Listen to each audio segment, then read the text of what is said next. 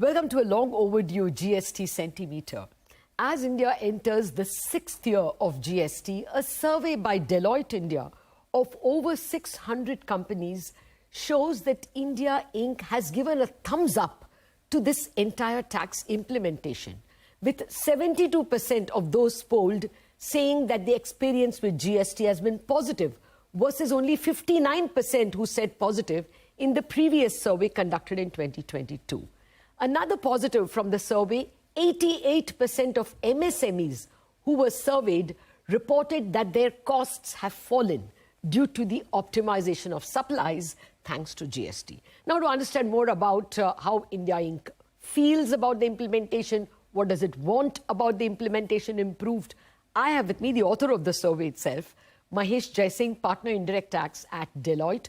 Also joining us, Mauvin Godinho, the Goa Cabinet Minister, Goa's representative in the GST Council for a goodish bit now, so he's a veteran of that council, and Mr. DP Nagendra Kumar, former member of the GST Council and the CBIC, Government of India. Gentlemen, thank you very much indeed for joining us. I think we have masters of GST joining us on this. Well, I'm going to start with you, Mahesh, simply because you know the survey best. Have I understood it right, that the big message from the survey is India Inc. loves GST? Okay, that's too strong. India Inc. is happy with GST. Yes, and I'm not sure if I'm the author. The author is the 612 participants who participated. And, you know, one of the points that you mentioned, MSME, it's important to understand that almost 21% of our participants were MSME. The numbers always tell a story. You did talk about 59% going up to 72. So when you look at the positives, it's clearly gone up, as well as even the neutrals. On balance, neutral plus positive was almost 90 last year. It's gone up to 94%. I think that it is given a thumbs up. I think it is a balanced thumbs up because it recognizes that the law and the framework is working well for being able to conduct business, getting in cost efficiencies. And as we progress today, there are some positive and constructive suggestions as we embark to the journey ahead on GST. Okay. Well, let me ask if the person who is wearing the shoe feels the same. Mr. Godinho, from a state's finance minister point of view, are you happy that all the states voluntarily gave up a right, in a way, to the council, if not to the centre? Has it paid dividends, or do you think that maybe the compensation cess needs to continue? I think I have, for one thing, always been an optimist right from the beginning when GST came into being. And there were many pessimists at that point of time, because in such a large country, such a huge reform being introduced, whether it will work, how well it will work, whether it will affect their businesses. And I think at the end of it all, at the end of 5 years, as we enter the 6th year, I think it's a pretty happy situation. The figures itself speak for themselves. More than 1.5 lakh crore. I think is vividly displays how well GST has worked, how it has enhanced the compliances, how businesses have finally realized that it is one of the best reforms in conformity with one nation, one tax, and the ease of doing business also. If you look at it, it has really eased things that much, so much so that in the ease of doing business, our ranking itself has shot up, and GST has been one of the biggest contributors in that respect. So I must say that for a large country like India, it needed a very courageous and bold decision of our leadership, led by Shri Narendra Modi ji, and of course our very dynamic finance minister. This reforms is paying rich dividends. It's bound to take our economy making such big strides to truly lead the world as one of the leading economies in more senses than one. Okay. No, Mr. Godinho, we have to stick to the technicalities of the tax. So, I'm coming back to the tax issue. Let me get the first thoughts from Mr. Narendra Kumar as well, and I'll take it from where Mr. Godinho left.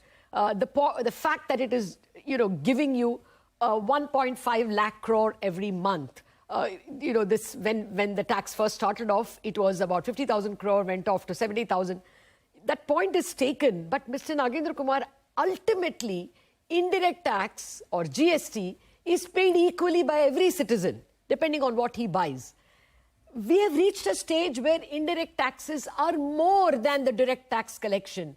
We are trying our level best to balance it, but for the last 4-5 years, indirect taxes are trumping direct tax. That is fundamentally regressive. Is that a regret?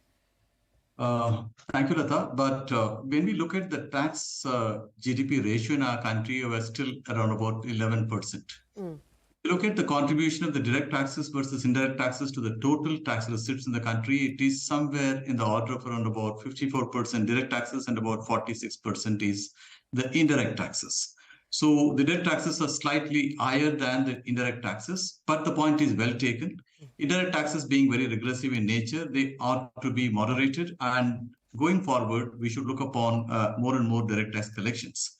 But it's also true, the consequent introduction of GST, consequent to formalization happening in the economy, there is a good amount of buoyancy in the direct tax collection, which is a direct benefit on out of the GST implementation in our country. If you look at world over, the indirect taxes continue to play an important role, at least in those economies where the income levels are more or less stagnating. The consumptions are very, very stable. Therefore, the yield of tax revenue to the governments in direct taxes is also an assured receipt. Whereas in a developing economy and an emerging economy like ours, I think we need to look at a proper balancing between direct and indirect taxes. But going forward, I think the direct taxes is going to increase its contribution in the total tax share and also contribute to the tax GDP increase. Okay, I am not able to lay my hands on the ratio right away, but for the past several years, indirect taxes have been more than direct taxes, a little more than 50%. We have been trying to correct it in the past budget, but that perhaps will remain a bit of a complaint. But let's come to not complaints, but to the advantages. Mahesh, one of the things pointed out is excellent supply management. Logistical management has been a result of GST introduction. Can you narrate what have been the advantages to industry? I think, like Mr. Godinho had alluded very well about a transition from a sales tax to a GST. It was a bold decision. All the states came and rallied behind it. So the key advantage which our participants have, given a thumbs up is that the supply chain optimization is seamless. So whether you buy goods from any part of the country, you don't have an interstate tax, and therefore, from their perspective, there is no cascading effect of tax. And really, the proof of the pudding is in the eating. We are in the 6th year, so it's not very young, the law in that sense, but the comfort of that experience of those cascading taxes going away is something that has come across in the survey as a thumbs up, saying supply chain optimization. Okay. Second, I think what was also interlinked was the whole technology advancement, particularly the large and very large companies. Almost 96 and 99% have given a thumbs up on e-invoicing being integrated to the returns. The MSMEs have also given a thumbs up at 70%, but I think that number will only get better next year because the threshold has dropped only recently. But where I'm getting to is slightly different. I think what industry seems to be suggesting is these technology investments and advancement by the government has helped them to know their VAT credits or GST credits real time. And that is a material change rather than investing a lot of time to manage your supply chain as well as getting to know what GST credit is due to you. So to me, these are the two significant advantages or thumbs up that has come out of the survey, Latha. Mr. Godinho, the point is where are we going from here? Now, one of the points that come out in the survey is clearly that the point where we need to improve, we need to ensure that decisions by various tax authorities are not differing. We have to get this discrepancy across jurisdictions removed. That's one major point that the survey throws up. Now, the centre has already indicated about the setting up of a GST tribunal. Can you give us your view on, when will the states pass and by what time can we expect a central GST tribunal which can, ensure that there is no cross-country discrepancies in decisions? I think as far as the tribunals are concerned, we have our group of ministers gave a very clear report, and we tried to incorporate the best practices in other authorities, wherein things would be streamlined.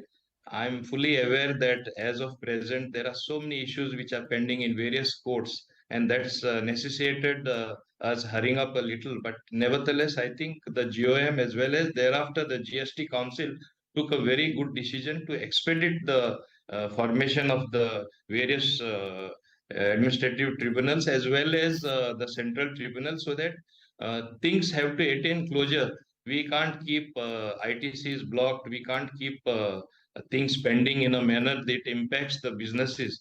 One must realize that for such a huge reform, 5 years is not that long a time, but if you look overall, it has stabilized to such an extent that the main impediments which led to enhancing one's businesses or simplifying things for the stakeholders has already been attained.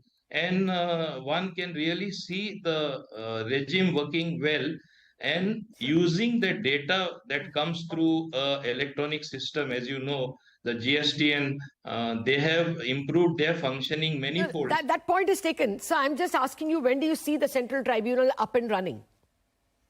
We efforts are to see that it is done at the earliest possible time, as soon as possible. Okay. It is the endeavor of everyone concerned to see that it is done in a record time, because it will help everybody. It's not anybody's case. If that is delayed, it would really help Yeah, anyone. it won't. Yeah, it'll hurt everyone. Mr. Nagendra Kumar, a realistic time, you think, for central tribunals? I think the Finance Act 2023 has already amended the provisions in the CGST Act to enable constitution of tribunal. The rules which will give the operational details for operating the tribunal are on the way. I think the next GST Council could deliberate upon the rules and approve and ratify them. Consequent to which, I think the process for identifying and selecting the members, both judicial and technical members, also constituting the tribunals in every in Delhi as well as in the state headquarters, could be anywhere between 3 to 6 months. It's a time possible for constituting the tribunals, but we need to wait for the rules to be in place before we go for the further process. Yep. We have more interesting questions on the gaming issue, which will come up perhaps in the next GST Council meeting as well. And Mr. Godinho will have a thing or two to say about that, and also other suggestions coming from this very interesting survey. All those questions after the break in a minute.